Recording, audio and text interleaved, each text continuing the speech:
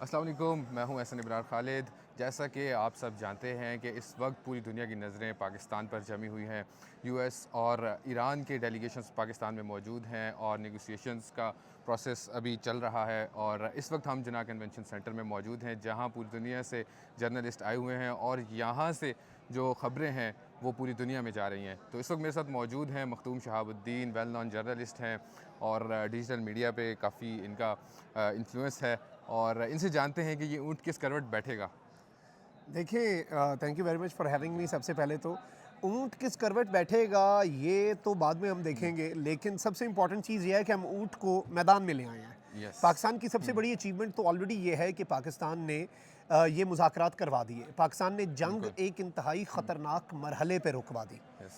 और अगर हम देखें तो अब पाकिस्तान ने एक और कारनामा ये किया है, रॉयटर्स ये कंफर्म कर रहा है कि पाकिस्तान के फील्ड मार्शल जो हैं उन्होंने दोनों पार्टीज़ को आमने सामने बिठाया। इससे पहले ओमान में निगोसिएशंस हुई तो वो इनडायरेक्ट थी। एक कमरे में ईरान का वफ़द, एक में अमेरिका का वफ़द। पहले वो उधर जाते थे, उनकी बात सुन के इधर आते थे और इतनी सर्द महरी थी, इतने मामलात ख़राब थे। अब तो और ख़राब हो जाने चाहिए थे। जंग इतनी शदीद हुई, ईरान ने इतना कुछ खोया, अमेरिका का इतना नुकसान हुआ, लेकिन इस सब के बावजूद पाकिस्तान ने दोनों फ़रीक़ैन को सामने बिठा के कहा है अपने मसले हल करो। बिल्कुल। अब कैसा फ़ील कर रहे हैं कि ये कतर, ये चीज़ें पहले कतर में हुआ करती थी, डायलॉग्स जितने होते थे, नेगोशिएशंस होती थी, अब वो जो मरकज़ महवर है, मरकज़ महवर कह सकते हैं आप, वो पाकिस्तान है। तो कैसा देखिए, फ़ील कर रहे हैं? आज सूफ़ी बरकत अली की बात याद आ रही है कि अक़वाम आलम के फ़ैसले पाकिस्तान की हाँ और ना में होंगे। आज नेमतुल्लाह शाह वली जो थे, जी। उनकी और प्रेडिक्शंस थी। यस। इस सब के अंदर सबसे इम्पॉर्टेंट चीज़ ये है कि पाकिस्तान के हवाले से इंडिया को अगर हम देखें तो इंडिया ने बड़ा अरसा ये कहा कि हम पाकिस्तान को डिप्लोमेटिक आइसोलेशन में धकेल रहे हैं। बिल्कुल। अंग्रेज़ी में कहते हैं कि they tried to bury us but they did not know we are seeds. Yes. India ने हमें अपनी तरफ से दफन कर दिया, उसे नहीं पता कि हम एक बीज हैं और अब ये बीज एक तनावर दरख्त बन चुका है। बिल्कुल। और ये हम किसी के नुकसान की बात नहीं कर रहे। इस तनावर दरख्त की छाँव में अक़वाम आलम बैठे आएँ, अमन की बिल्कुल। बात करें। और पाकिस्तान ने सिर्फ ये कारनामा नहीं किया। एक साल पाकिस्तान की कामयाबियों का साल है पिछला। बिल्कुल। मार्का हक पाकिस्तान की अप्रैल जीत। में ही था, जी स्टार्ट बिल्कुल। हुआ था पहलगाम और फिर और मई तक गया। बिल्कुल। और उसमें अगर आप देखें तो पाकिस्तान ने जो अपनी डेटरेंस एस्टैब्लिश की वो तो है, लेकिन पाकिस्तान एक रिस्पॉन्सिबल स्टेट के तौर पे उभर बिल्कुल। कर आया। फील्ड मार्शल ने एस्केलेशन लैडर कंट्रोल की ताकि जंग ना फैले।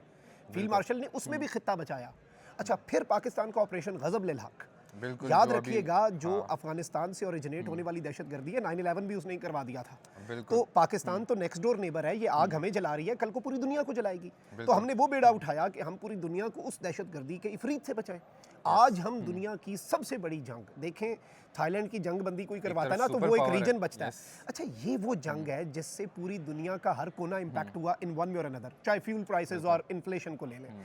तो हमने तीसरी आलमी जंग रुकवा दी। बिल्कुल। और एक और फील्ड मार्शल आसिम मुनीर की जो कामयाबी है इस वक्त, ये वो कामयाबी कहीं ना कहीं ओवर शेडो हो गई इतनी बड़ी कामयाबी में कि अमेरिका और ईरान का झंडा और पाकिस्तान का झंडा, तीन मुल्कों को हमने बिल्कुल। इन और तीनों पूरी को हमने दुनिया देख बिठा रही है दिया। आज। लेकिन फील्ड मार्शल आसिम मुनीर की जो बड़ी कामयाबी है, अगर मैं उसे देखूं तो वो ये है कि उन्होंने मुसलमानों को आपस में लड़ने से रुकवाया। बिल्कुल। जो अरब्स और ईरान के दरमियान कन्फ्रंटेशन ना हो, ये एफर्ट्स जो फील्ड मार्शल आसिम मुनीर ने किए हैं, जो पसे पर्दा डिप्लोमेसी है, ये तो अब पूरी दुनिया देख रही है ना। बहुत कुछ ऐसा है जो बंद कमरों के पीछे हो रहा है, तो आई थिंक वो भी एक बहुत बड़ी अचीवमेंट है फील्ड मार्शल की। आपको क्या लगता है ये आज कंक्लूड हो जाएगा?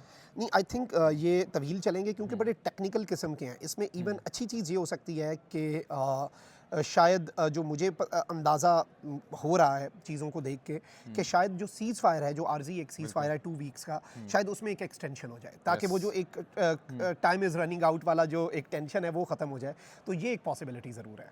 थैंक यू सो मच, आपने टाइम दिया। Thank you. Nice meeting.